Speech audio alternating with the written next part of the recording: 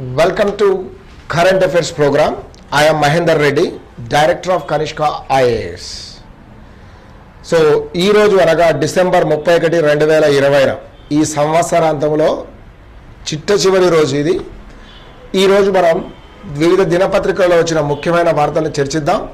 అందులో ముఖ్యంగా మొదటిది కరీంనగర్ డిసిసిబి. డిసిసిబి అంటే ఏంటంటే డిస్ట్రిక్ట్ కోఆపరేటివ్ క్రెడిట్ బ్యాంక్ అనేది ఒకటి ఉంటుంది.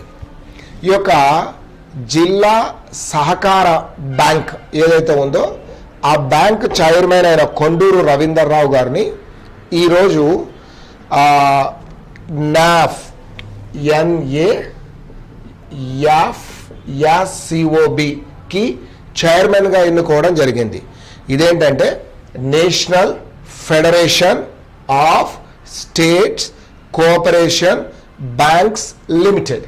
సో ఈ యొక్క జాతీయ బ్యాంకుకు సంబంధించిన అధ్యక్షుడిగా ఎన్నికయ్యారు. గడిచిన 55 సంవత్సరాలలో మొట్టమొదటిసారిగా ఒక తెలుగువారు దీనికి ఎంపిక అవ్వడం అనేది ఇదే మొదటిసారి. ఆ యొక్క గౌరవం కరీంనగర్ డిసిసిబి గల కొండూరు రవీందర్రావు గారికి లభించింది అన్నది మీరు చూశారు.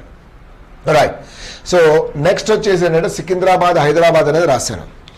ప్రతి సంవత్సరం ఏప్రిల్ మాసంలో రైల్వే శాఖ వారు ఈ యొక్క శుభ్రతకు సంబంధించిన ఒక రైల్వే వీక్ అంటే మొత్తం ఆ సంవత్సరం రైల్వేలు చేసిన పనులకు కార్యక్రమాలకు సంబంధించిన ఒక వీక్ నిర్వహించుకుంటారు. అయితే 2020లో ఆ వారాన్ని నిర్వహించుకోవడం చాలా కష్టమైంది.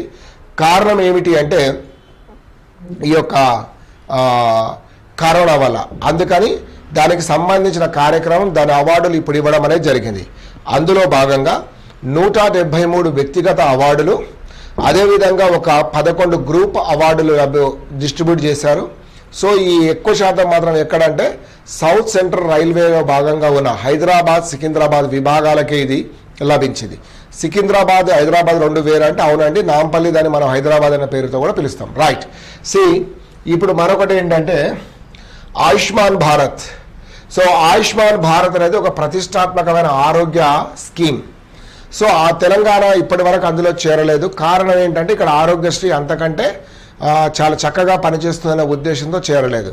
చివరికి నిన్న నరేంద్ర మోడీ భారత ప్రధానమంత్రి వివిధ చీఫ్ సెక్రటరీలతో నిర్వహించిన సమావేశంలో చివరికి తెలంగాణ చీఫ్ సెక్రటరీ సోమేష్ కుమార్ గారు, రాష్ట్ర ముఖ్యమంత్రి చంద్రశేఖరరావు గారి యొక్క అప్రూవ్ తోటి తెలంగాణ కూడా ఇందులో చేరుతుంది అన్నారు. దీని ప్రకారం తెలంగాణలో 26,11,000 కుటుంబాలకి ప్రతి సంవత్సరానికి 5 లక్షల రూపాయల వరకు వైద్య ఖర్చులు మొత్తం కేంద్ర ప్రభుత్వమే భరిస్తుంది.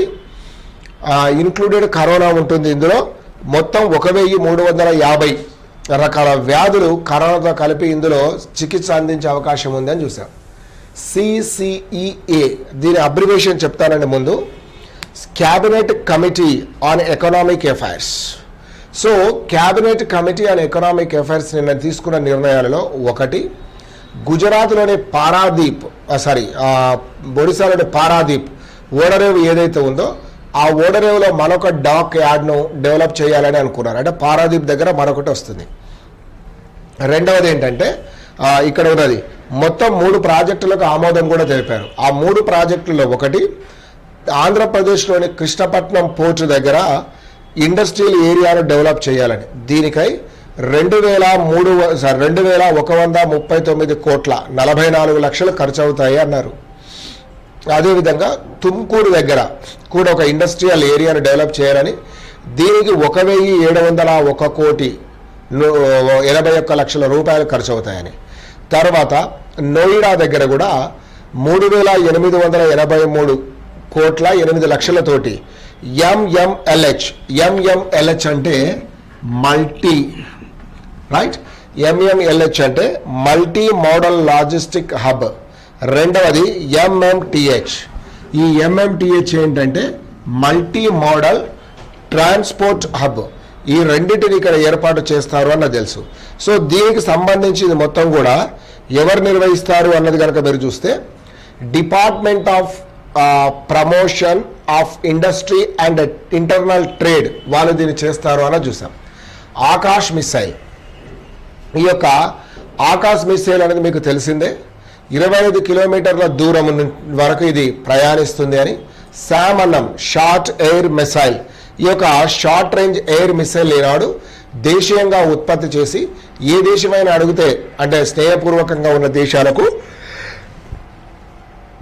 దీన్ని అమ్మడానికి సిద్ధంగా ఉన్నట్టుగా ఒక ప్రకటన అనేది చేయడం జరిగింది. సో ఇథనాల్కు సంబంధించింది కూడా నిన్న ధర్మేంద్ర ప్రధాన్ గారు మంత్రి విడుదల చేస్తూ ఏం చెప్పాడంటే, భారతదేశంలో ఇథనాల్ ఉత్పత్తి కోసం 4,573 కోట్ల రూపాయలను ఖర్చు చేస్తున్నామని, ఇందులో 2022 నాటికి 10%, 2026 నాటికి 15%, 2030 నాటికి 20% ఈ యొక్క ఇథనాల్ పెట్రోల్లో కలపడం వల్ల పొల్యూషన్ తగ్గుతుంది. అది మాత్రమే కాక దేశీయంగా కొంత ఆర్థిక వెసులుబాటు కూడా వస్తుంది. ఎందుకంటే మనం దిగుమతులు చేసుకునే వాటిలో ఎక్కువగా పెట్రోల్ మీదనే మనం ధనాన్ని అంతా వెచ్చిస్తున్నాం. అది దాని తగ్గిపోతుంది అని చెప్పేసి మనం ఒకటిగా అనుకున్నాం. తర్వాత మరొకటి ఏంటంటే 3 మిషన్ అనేది ఏంటి అన్నది కనుక మీరు చూస్తే, నిన్న భారత ప్రభుత్వం 3 దేశాలలో ఈ యొక్క రాయబార కార్యాలయాలు ఓపెన్ చేయాలని నిర్వహించుకున్నారు. అందులో ఒకటి ఎస్టోనియా, రెండవది పరుగ్వే, మూడవది డొమినికాన్. పరుగ్వే, డొమినికాన్ అనే 2 దేశాలు, డొమినికాన్ రిపబ్లిక్ అనేటివి 2006లోనే భారతదేశంలో వాటి కార్యాలయాలు ఓపెన్ చేశాయి. కానీ భారత్ పరంగా అక్కడ కార్యాలయాలు లేవు. ఇప్పుడు అది కూడా ఓపెన్ చేస్తున్నట్టుగా ఉంది. ముఖ్యంగా ఎస్టీలో ఆ ట్రేడ్ మంత్రి గారు, విదేశీ వ్యవహారాల మంత్రి గారు కూడా మాట్లాడుతూ ఆయన ఏమన్నారంటే, రూసెల్ గారు, సో ఇది చాలా శుభసూచకం. పైగా వచ్చే సంవత్సరం సెక్యూరిటీ కౌన్సిల్లో భారత్తో కలిసి భాగాన్ని పంచుకుంటున్నందుకు ఇంకా సంతోషంగా ఉంది, భాగస్వామి అయినందుకని కూడా చెప్పాడు. సో దీనివల్ల సెక్యూరిటీ, సైబర్ సెక్యూరిటీ మొదలైన వాటిలో ఇచ్చిపుచ్చుకునే ధోరణి అనేది 3 దేశాల మధ్య దృఢంగా ఈ యొక్క బంధం ఏర్పడుతుంది అని చెప్పేసి వార్తలు చూసాం. యూకే అనేది ఏంటంటే, ఈరోజు ఆస్ట్రాజెక్ ఏదైతే యూకేలోని ఆక్స్ఫర్డ్ విశ్వవిద్యాలయం వారు కరోనాకు విరుగుడుగా ఒక వ్యాక్సిన్ ఆస్ట్రాజెక్ అనేది డెవలప్ చేసిన దానికి యూకే అప్రూవ్ చేసింది ఈరోజు. అదేవిధంగా భారతదేశం కూడా దాన్ని అప్రూవ్ చేసే అవకాశాలు ఎక్కువగా ఉన్నాయన్నాం. దీన్ని పూణేలోని ఈ యొక్క సీరం ఇన్స్టిట్యూట్ వాళ్ళు అంటే కంపెనీ వాళ్ళు దీని యొక్క డెవలప్మెంట్ చేస్తూ ఉన్నారు. సో దానికి సంబంధించింది అన్నాం. తర్వాత బ్రెగ్జిట్ అనేది కూడా యూకేకి సంబంధించిందే. ఈ రోజుతోటి ఆ బ్రిటన్ దేశానికి ఎంతో కాలంగా యూరోపియన్ యూనియన్తో ఉన్న అనుబంధం తెగిపోతుంది. రేపటి నుంచి గ్రేట్ బ్రిటన్ ఏదైతే ఉందో it's not a part of European union అని మాత్రం మనం చూడొచ్చు. సో అన్ని ఒప్పందాల వగైరాన్ని కూడా మనం మార్చుకోవాల్సి వస్తుంది. Thank you for all. Have a nice day and weekend. Right.